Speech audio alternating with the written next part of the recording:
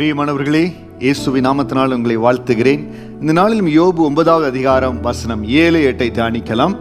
அவர் சூரியனுக்கு கட்டளையிட அது உதிக்காதிருக்கும், அவர் நட்சத்திரங்களை மறைத்து போடுகிறார், அவர் ஒருவரே வானங்களை விரித்து சமுத்திர அலைகள் மேல் நடக்கிறவர். யோபு மிகுந்த கலக்கத்தின் மத்தியில் கடந்து போகிறார். அப்பொழுது ஒத்தாசையா இருக்க வேண்டிய சிநேகிதர்கள், பலப்படுத்த வேண்டிய சிநேகிதர்கள் நிறைய கேள்வி கேட்கிறாங்க. இன்னைக்கு நம்முடைய வாழ்க்கையிலும் அப்படித்தாங்க. எல்லாம் நல்லா போயிட்டு இருக்கும் பொழுது சந்தோஷமா நம்மளை சூழ்ந்திருப்பாங்க. ஒரு சோதனையின் காலத்துக்குள்ளாய் போறோம். ஒரு நீதிமான் சோதிக்கப்படுகிறது எந்த காரியத்திற்கு யாருக்கும் தெரியாது. சோதனை எப்படி வருகிறது, ஆண்டவர் எதற்காக சோதிக்கிறார்? ஆவிக்குரிய வாழ்க்கையில நம்ம கடந்து போற பாதை ஆண்டவருக்கு ஒருத்தருக்கு மட்டும்தான் வெளிச்சம். தயவு செய்து யாருடைய பாதை யாரும் நிதானிக்காதீங்க. இதனாலதான் இப்படியாச்சா, இதனாலதான் அப்படியாச்சா. யோபனுடைய சிநேகிதர்கள் அநேக கேள்வி கேட்கிறாங்க. நீ தப்பு செய்யாம இருந்தா எப்படியப்பா இப்படி ஆகும்? அந்த சூழ்நிலையில ஆண்டவரை மகிமைப்படுத்தி, ஆண்டவருக்கு தான் எல்லாம் தெரியும், ஆண்டவருடைய கருத்துல தான் எல்லா வல்லமை இருக்குது. யோபு அந்த சிநேகிதர்களுக்கு பிரதியுத்தரமாக சொல்லுகிற ஒரு இடத்துல சொல்லுகிறார், அவர் சூரியனுக்கு கட்டளையிட அது உதிக்காது இருக்கும், நட்சத்திரங்களை மறைத்து போடுகிறார், ஒருவரே வானங்களை விரித்து சமுத்திர அலைகள் மேல் நடக்கிறவர். அவர் சொல்லுகிற காரியம் என்ன? எல்லாத்தின் மேல ஆண்டவருக்கு தான் அதிகாரம் இருக்குது. தேவனுடைய பார்வையில எனக்கு தெரிந்த அளவு நான் எந்த தீமையும் செய்யல, ஆனால் எல்லா ஆண்டவர் கரத்தில் இருக்குது. இன்னைக்கு ஒரு வேளை எல்லா சூழ்நிலைகள் தலைகீழா மாறி இருக்குது, எல்லாத்திலையுமே ஒரு மாற்றம் இருக்குது. எதிர்பார்க்காத இழப்புல கடந்து போறேன்னு சொல்றீங்களா? Still God is under control. ஆண்டவருடைய கரத்துல எல்லாம் இருக்குது, நீங்க கவலைப்படாதீங்க. நானும் கடந்து போன சில ஊழியத்தின் பாதையில திடீரென்று சூழ்நிலைகள் மாறுகிற பொழுது எல்லாமே மாறுகிறதே. ஆண்டவரே என்ன இது என்று கேள்விகள் எழும்பினதுண்டு. ஆனால் ஒரு காரியம் மட்டும் எனக்கு ஆழமா தெரியும்.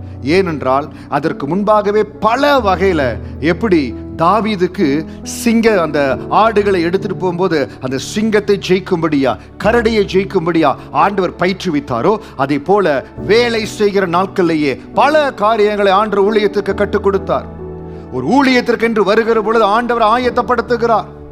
அழைக்கப்பட்ட ஊழியத்துக்கு வருகிற ஒவ்வொரு மகனையும் ஒவ்வொரு மகளையும் ஆண்டவர் தயார்படுத்துகிறார். என் வார்த்தையை கேட்டுக்கொண்டிருக்கிற அருமையான சகோதரனே, சகோதரியே, நான் ஆண்டவருக்காக ஊழியம் செய்கிறேன். ஏன் இந்த பாடுகள், ஏன் இந்த உபத்திரவங்கள்? God is molding you for something. யோபுவை ஆண்டவர் எல்லா வகையில மோல்டு பண்ணினார், பலப்படுத்தினார். அதன் மத்தியில் யோபு சொல்லுகிறார், ஆண்டவர் கட்டளை எல்லாம் நடக்கும். என் ஆண்டவருடைய கட்டளை இல்லாதபடி, தேவனுடைய ஒப்புதல் இல்லாதபடி ஒரு காரியம் நடக்காது. இன்னைக்கு நீங்க சந்திக்கிற எந்த சூழ்நிலை இருந்தாலும் அது ஆண்டவரை தாண்டித்தான் வரணும். யோபுவை தொட்ட எந்த காரியமா இருந்தாலும் ஆண்டவரை தாண்டித்தான் வந்தது.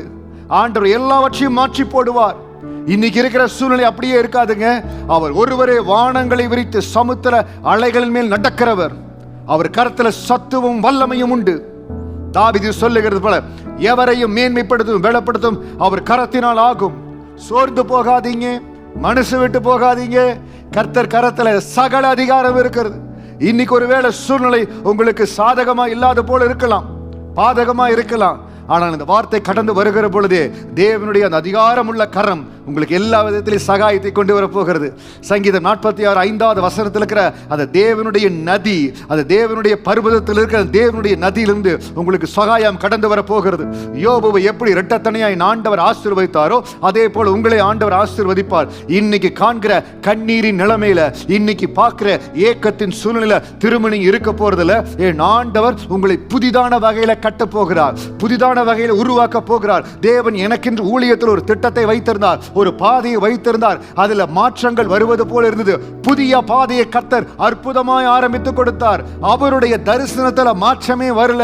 நீங்கள் ஆபிரகாமை போல தேவன் அழைத்த அழைப்புல உண்மையா இருப்பீங்கன்னா பாதையில மாற்றங்கள் வரலாம், தரிசனம் மாறாது. கர்த்தர் உங்களுக்கு வைத்த லக்கை நிச்சயம் அடைய செய்வார்.